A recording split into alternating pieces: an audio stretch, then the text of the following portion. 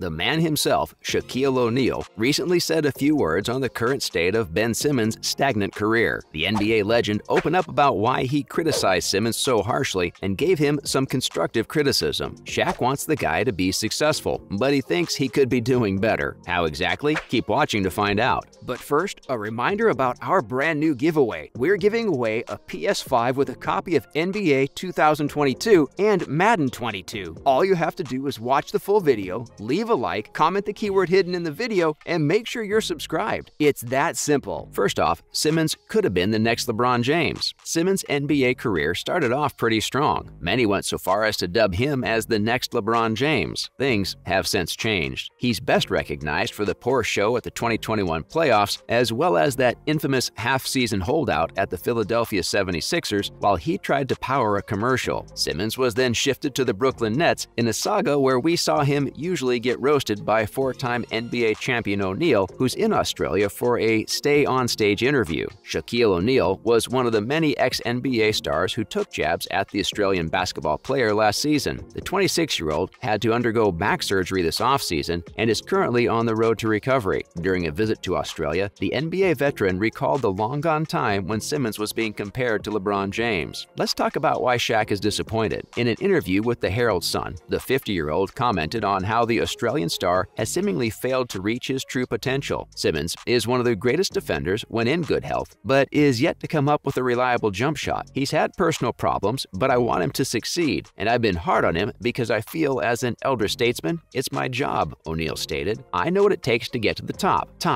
level, and that guy knows what it takes to be great. He added that he knows of his personal problems too, and he doesn't like to measure that, so he simply wished him well and said that he's looking forward to seeing if he can make a strong comeback. In January, the NBA giant called Ben a crybaby and stated that he had lost all respect he formerly had for the Australian after seeing that he can't take constructive criticism. It's really hard to find a reason to root for Ben at the moment. He's going to have to prove himself if he wants to make it in the NBA and regain his former glory. Next up, what does Simmons want? Simmons wanted to escape from the Philadelphia 76ers last season and demanded a trade for himself. Simmons was on the sideline at the beginning of the season, stating his mental health and a back injury as the reason he wasn't playing. The Sixers ended up exchanging Big Ben to the Brooklyn Nets at the deadline as part of the blockbuster James Harden deal. With the Nets, there was some hope for Simmons to participate in the first round of the playoffs versus the Boston Celtics. However, the former #1 pick was not quite ready to play yet because of a sore back. He got a lot of backlash for skipping an entire season, but the injury was pretty bad, so can we really blame him? While Shaq didn't dive too deep into details surrounding the troubled player's problems, it's easy to see where these statements are coming from. The three-time All-Star was heavily criticized for refusing to play for the Sixers again after their controversial playoff run in 2021. Many have doubted his attitude, which was only made worse when he was unable to suit up for the Nets after he was traded because of said injury. Now, when can we expect a comeback? We're expecting Simmons to return to complete health in 2022-23, and there are some really big expectations on him as he finally teams up with Kevin Durant and Kyrie Irving. Sure enough, O'Neal will also be watching closely when he recovers and makes his NBA comeback. Now, as for what exactly Simmons went through, he had to undergo a microdiscectomy procedure on his back in the offseason to take off the pressure from a bulging disc. He was recently given the clearance to participate in 3-on-3 activities and will soon be available for 5-on-5 practices in the weeks to come. Later, with the Australian on the sidelines for the Nets, Big Shaq couldn't help but be doubtful and call him out. He said that if he isn't ready to play, he shouldn't be making false claims and hinting for a comeback when it's clearly not happening, yet at least. Meanwhile, O'Neal also suggested to the publication that he'll talk to NBA Commissioner Adam Silver about bringing a match to Australia. He feels that basketball is a global game and that the US shouldn't have such a monopoly on NBA matches the way it does right now. He said he's going to get it done, even though he can't speak for Mr. Silver. Well, if there's anyone who can do it, it's Shaq. How can he help the Brooklyn Nets next season? The Brooklyn Nets should feel pretty optimistic right about now. Kevin Durant has taken back his request for a trade, Kyrie Irving is figuring things out with his teammates, and we have Simmons recovering nicely from his back surgery. Durant and Irving are excellent shooters, but the same doesn't hold true for Simmons. How can the three-time All-Star make his own contribution to his superstar teammates? ESPN's Jalen Rose is of the opinion that Simmons will fit perfectly in Brooklyn. Rose explained his stance on NBA Today, saying a good approach for Simmons now would be to focus on the things he is good at and not think too much about scoring. Rose said that he's going to have a chance to be a productive player without worrying about scoring or shooting the ball. ball. There's many other things he could do, such as defending and being part of a team. Rose feels he'll be right at home with KD and Kyrie. He does make a lot of sense. If he's not good at scoring, he could just focus on his strengths instead of trying to score. But as for whether he'll actually take the constructive criticism everyone's been giving him, we'll have to wait and see.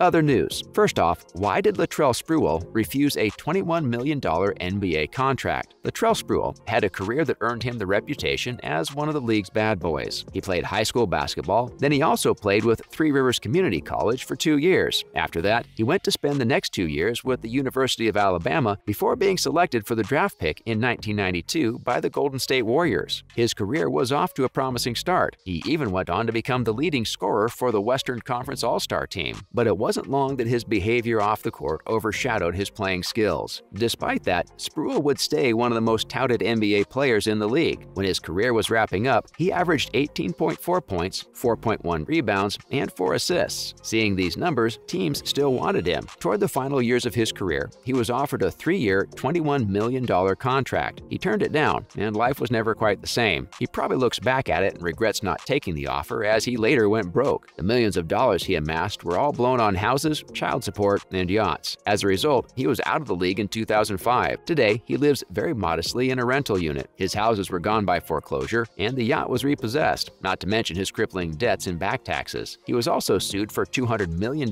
by his ex-wife. Next up, we have Dennis Rodman to the rescue. NBA Hall of Famer Dennis Rodman says he has gotten permission to travel to Russia as he tries to get the release of fellow basketball star Brittany Griner. Griner was sentenced to 9 years in Russian jail, being caught possessing drugs in August. Her lawyers have filed an appeal, and there are talks underway over a potential prisoner swap. But Rodman said to NBC this weekend that he's going to make his own trip to personally negotiate the Olympic champion's release. However, Rodman didn't specify who gave him the permission to go to Russia. The 61-year-old has dubbed himself as a basketball ambassador. In 2014, he was invited to Russia by Vladimir Putin himself and later said that Putin was cool. He also has an unlikely friendship with North Korean leader Kim Jong-un, who happens to be a big fan of the NBA. In 2014, Rodman publicly implied that Kenneth Bae, an American prisoner in North Korea, was rightfully imprisoned. However, Bae later said Rodman's comments were instrumental in his release, so it's safe to say that Rodman knows what he's doing and is probably the best man for the job. Finally, Lakers might swap AD for all-star client. This offseason, there was a chance for the Lakers to exchange LeBron James, but his new contract is going to make sure that doesn't happen. They still haven't put together a strong enough roster to compete for a championship. The team is desperate to trade away Russell Westbrook to try and improve the roster, but realistically speaking, they can't really expect to get a great return for him. The Lakers feel like they require a total retooling to get back into contention. They may need to once again think about dealing for Anthony Davis. As per reports by Sean Devaney of Heavy.com, there are those in the organization who want to see Davis's value around the NBA. The team hasn't begun shopping him, but it's definitely worth noticing that some would be down for it. And that's a wrap. Thank you for watching, and see you next time.